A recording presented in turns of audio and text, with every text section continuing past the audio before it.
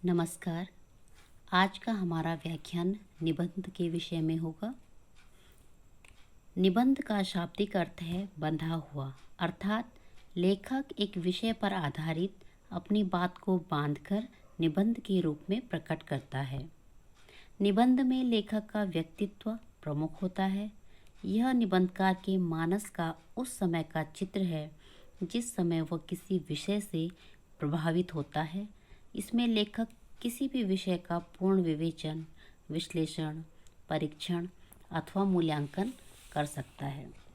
आचार्य रामचंद्र शुक्ल के अनुसार यदि गद्य कवियों या लेखकों की कसौटी है तो गद्य की कसौटी निबंध है। भाषा की पूर्ण शक्ति का विकास निबंधों में ही सबसे अधिक संभव है।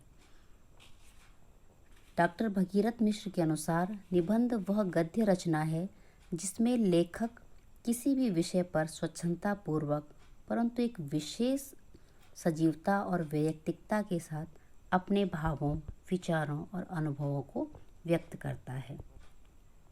बाबू गुलाब राय के अनुसार निबंध उस गद्य रचना को कहते हैं जिसमें एक सीमित आकार के भीतर किसी विषय का वर्णन या प्रतिपादन किया जाता है। निबंध की विशेषताएं। निबंध अपेक्षाकृत आकार में छोटी गद्य रचना होती है। अधिकांश निबंध गद्य में ही लिखे जाते हैं। निबंध लेखक के निजीपन और व्यक्तित्व की झलक होती है। साहित्य की अन्य विधाओं में लेखक का व्यक्तित्व कुछ अंश तक ओझल हो सकता है, किंतु निबंध में नहीं। कारण जो लेखक निबंध में लिखता है वह उसका निजी दृष्टिकोण होता है। निबंध की अपूर्णता तथा स्वच्छंदता के रहते हुए भी वह स्वतः पूर्ण होता है। उसे कुछ अंशों तक गद्य मुक्तक काव्य भी कह सकते हैं। निबंध साधारण गद्य की अपेक्षा रोचक और सजीव होता है। वह केवल वर्णन मात्र न होकर लेखक की प्रतिभा की चमक से पूर्ण होता है। निबंधकार अपनी प्रतिभा और कई विशेषताओं की सहायता से सामान्य विषय में भी असामान्य और नगण्य को भी महान बना देता है। निबंध को हम गद्य में अभिव्यक्त एक प्रकार का स्वगत भाषण भी कह सकते हैं। आत्मनिवेदन अथवा निजी दृष्टिकोण की अभिव्यक्ति में ही निबंध कला का चरम उत्कर्ष माना गया है। निबंध के तत्व। पहला है निजी दृष्टिकोण। निजी दृष्टिकोण अर्थात निजीपन ही निबंध की प्रेरणा होती है। जब किसी विशेष दृष्टिकोण अथवा विचार को प्रस्तुत करने की प्रबल आकांक्षा निबंधकार को प्रेरित करती है तो निबंध में लेखक का व्यक्तित्व स्पष्ट झलकता है। बुद्धि तत्व। साहित्य की सभी विधाओं में निबंध एक ऐसी विधा है जिसमें विचार तत्व सर्वाधिक मात्रा में रहता है। कोई भी विषय तब तक अभिव्यक्ति नहीं कर सकता जब तक उसका बुद्धि तत्व प्रयोग न किया जाए। भाव तत्व। भाव तत्व निबंध का एक अनिवार्य तत्व है। निबंधों में भाव उत्तेजना का यह गुण तभी आता है जबकि इसमें रचयिता के व्यक्तित्व का जीवित स्पर्श हो। सौंदर्य तत्व।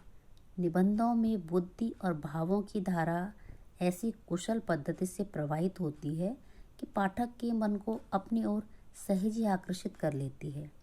इसके लिए लेखक अपने निबंध में रोचकता तथा सौंदर्य की कलात्मकता का संयोजन करता है।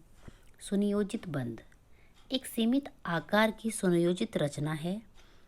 निबंध का अभिप्राय भली प्रकार बांधा हुआ अर्थात इस दृष्टि से एक अच्छे निबंध में 3 तत्व अनिवार्य होते हैं: प्रस्तावना, विषय, प्रतिपादन तथा उपसंहार। निबंध का वर्गीकरण। पहला है विचारात्मक। गंभीर विषयों पर चिंतन मनन करके लिखे गए निबंध विचारात्मक निबंध होते हैं। इसमें लेखक का हृदय पक्ष दबा रहता है और बुद्धि पक्ष की प्रबलता होती है। भाषा विषय के अनुसार प्रौढ़, गंभीर एवं संस्कृतनिष्ठ होती है। भावात्मक निबंध। भावात्मक निबंधों में भाव पक्ष अर्थात हृदय पक्ष की प्रधानता होती है और भावात्मक निबंध लेखक की संवेदनशीलता को व्यक्त करते हैं। वर्णनात्मक निबंध। इन निबंध के अंदर निबंधकार किसी घटना तथा दृश्य या वस्तु या स्थान को क्रमबद्ध वर्णन इस प्रकार करते हैं कि पाठक के समक्ष वह दृश्य या घटना साकार हो उठती है। वर्णनात्मक निबंधों में बौद्धिकता एवं भावुकता का सामंजस्य रहता है। विवरणात्मक निबंधों में ऐतिहासिक, सामाजिक, पौराणिक घटनाओं का विवरण दिया जाता है तथा उनमें कल्पना का भी समावेश होता है। आत्मपरक निबंधों में लेखक का व्यक्तित्व पूरी तरह से उभर कर सामने आता है और वर्तमान युग में लिखे जाने वाले ललित निबंध भी आत्मपरक निबंधों की ही कोटि में आते हैं।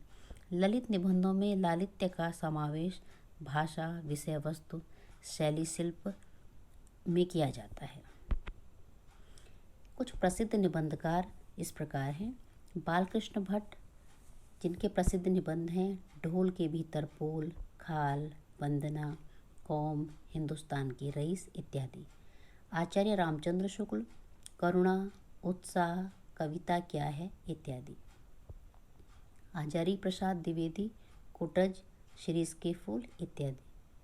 कुबेरनाथ राय, रस आखेटक, वेणु कीचक, आधुनिकता इत्यादि। इस प्रकार आज के व्याख्यान में हमने समझा कि निबंध किसे कहते हैं, निबंध के तत्व क्या क्या होते हैं तथा निबंध कितने प्रकार के होते हैं।